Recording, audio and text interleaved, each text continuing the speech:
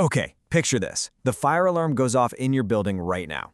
In a matter of seconds, an ordinary, quiet workplace can just descend into absolute chaos. When panic sets in and visibility drops, what actually guarantees your safety? Well, it's not just luck, I can tell you that. It's a meticulously designed system of structural rules. Welcome to this explainer on the means of egress. Today, we're taking a really close look at the stringent safety standards set by OSHA and the NFPA. And look, these aren't just bureaucratic guidelines we're talking about. They're literally life-saving engineering principles that bring order to emergency chaos, ensuring every single occupant has a clear, safe, and reliable path to survive. All right, let's dive right into this. Here is our agenda for today. First, the anatomy of an exit route. Second, core design and dimensions. Third, occupancy loads and capacities. Fourth, travel distances and hazard zones. And finally, number 5, emergency action plans. So, starting us off, Section 1, Anatomy of an Exit Route. Think of a commercial building kind of like a living organism. Just as the human body has arteries designed to keep blood flowing seamlessly, a building must have uninterrupted pathways for survival. These pathways, they absolutely cannot be an afterthought. They're the architectural arteries of human safety. According to OSHA standards, a means of egress is defined as a continuous and unobstructed path of exit travel from literally any point within a workplace to a place of safety. Now, I want you to focus heavily on those two words for a second, continuous and unobstructed. The journey from your desk, down the hallway, through the stairwell, and out into the street, it has to flow without a single locked door, blocked corridor, or confusing dead end. It is one complete physical journey. Now, what's really interesting about this is how that continuous journey is actually broken down into 3 highly specific physical sections. OSHA and the NFPA mandate that every complete escape route must contain these 3 distinct parts to be legally compliant. You basically start in the interior of the building, move through a fire-protected zone, and then finally step out into the open air. This middle protected zone often uses heavy fire doors and, crucially, positive air pressure inside stairwells. Why? To actively push toxic smoke away from escaping occupants. It's a really brilliant piece of engineering. Let's just walk through those 3 steps chronologically, exactly as you would experience them in real life. Step 1 is the exit access. This leads from wherever you are, say your office chair, straight to the entrance of a safe exit. Step 2 is the exit itself. This is heavily protected, completely separated from the rest of the building by fire-resistant walls that are specifically designed to keep smoke and flames out. And then step 3 is the exit discharge. This is that final part of the route that leads directly outside. And it can't just dump you anywhere, right? It must lead to an approved safe space that's actually large enough to safely accommodate the massive volume of people pouring out of the building. Moving right along to Section 2, Core Design and Dimensions. Knowing the 3 parts of an escape route is just the beginning.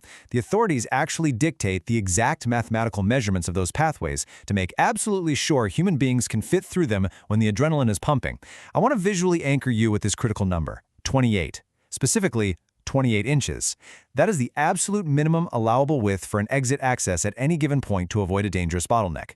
However, exit capacity overall is actually calculated by safety engineers in specific units of 22 inches.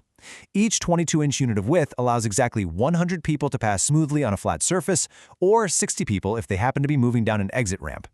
But you know, those spatial non-negotiables definitely don't stop at just width. Let's rapid-fire a few other essential design metrics. Ceilings in these routes, they must be at least 7 foot 6 inches high. And any hanging objects like light fixtures must maintain at least a 6 foot 8 inch clearance so nobody strikes them during a panic. Also, the letters on an exit sign have to be exactly 6 inches high for perfect visibility through smoke. Exit doors must utilize panic bars so they're always unlocked from the inside. The route itself has to have adequate lighting, at least 5-foot candles, tied directly to a backup generator. And crucially, mirrors are strictly forbidden anywhere near emergency exits. Why? Because they cause immediate visual confusion and deadly delays. The code meticulously designs out human error.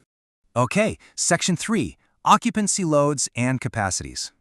So the crucial point here is that all of those building metrics we just talked about are entirely dependent on how many human bodies are expected to actually occupy the space. A massive sports arena obviously requires a totally different setup than a small accounting firm. To figure this out, safety engineers just divide the total floor area by the required square footage allotted per person, based on the room's specific use. In a standard office, they calculate 1 person for every 100 square feet. In a classroom, where desks are packed much closer together, it's 1 person per 20 square feet. And in a research lab where heavy equipment and hazards are present, it's 1 person per 50 square feet. This math directly dictates exactly how many escape routes the building has to provide. And that brings us to this incredibly important cheat sheet. Under normal circumstances, having a single exit is an extreme exception. The standard baseline is a strict minimum of 2 exit routes, period. If your occupancy load is between 50 and 499 people, you need a minimum of 2 exits. If your building holds between 501 and 1,000 people, well, that requirement jumps to 3 exits. And if you have over 1,000 people, think large auditoriums or high-rises, you are legally required to have at least 4 designated protected exits. Which leads us to Section 4, Travel Distances and Hazard Zones. When you're navigating a sprawling building under duress, architects use something called the half-diagonal rule to keep you safe.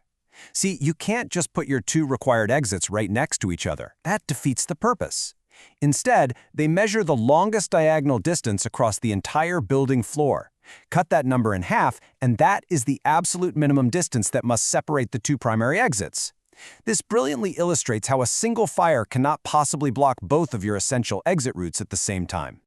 Next up, we have the maximum travel distance, meaning exactly how far an employee is allowed to run to reach a protected exit. Look at this contrast. It's pretty eye-opening. In a building without an automatic sprinkler system, no one can be more than 200 feet away from an exit. However, if the building invests in a fully functional sprinkler system, the code relaxes just a bit, allowing a maximum travel distance of 250 feet. Basically, investing in active fire suppression literally buys occupants an extra 50 feet of safe travel distance, simply because the water is actively buying them time. Now, these rules change drastically if your workplace contains high hazard areas. We're talking places with highly flammable or explosive materials. In these zones, OSHA requires that all exit doors must swing outward in the direction of travel, regardless of how few people are actually inside. Every single second counts when things can combust that rapidly. Furthermore, the route itself must never force an employee to run toward the high-hazard area to escape unless they are passing through a heavily shielded, fire-rated corridor. It's common sense, but it's law. You must route people away from the danger, definitely not into it. All right, final stretch. Section 5, Emergency Action Plans. Let's move to the human element and see how all this builds together.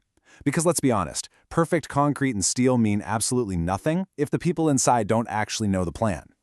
Workers calmly and safely gathered at an outdoor assembly point is the ultimate goal of any evacuation. To achieve this, assembly points must be strategically chosen far, far away from collapsing walls, shattering glass, or incoming fire trucks. Furthermore, evacuation wardens have to be carefully and strategically distributed throughout the entire building to guide this human response and ensure absolutely no one is left behind. This is exactly where the Emergency Action Plan, or EAP, comes in. For any company with more than 10 employees, this must be a formal, written document kept right there on site. The EAP mandates clear written procedures for reporting fires and an alarm system with distinctive, instantly recognizable signals. But most importantly, it requires rigorous employee training. And this doesn't just mean reading a packet on your first day. Successful EAPs require actual physical drills, so everyone muscle memorizes the exact route. The primary, uncompromising goal of these plans is always zero loss of life. So, we finally arrive at the most important part of this explainer, applying all of this to your everyday reality. Think about the building you sit in every single day. Do you actually know where your minimum 2 exits are? Are the corridors at least 28 inches wide and completely free of clutter? Are your workplace assembly points truly prepared for an emergency? Don't wait for the alarm to find out. The next time you walk into a new building, just take 5 seconds to find your 2 ways out. It's not paranoia, it's the geometry of survival. Thanks so much for joining me on this deep dive, and please, stay safe out there.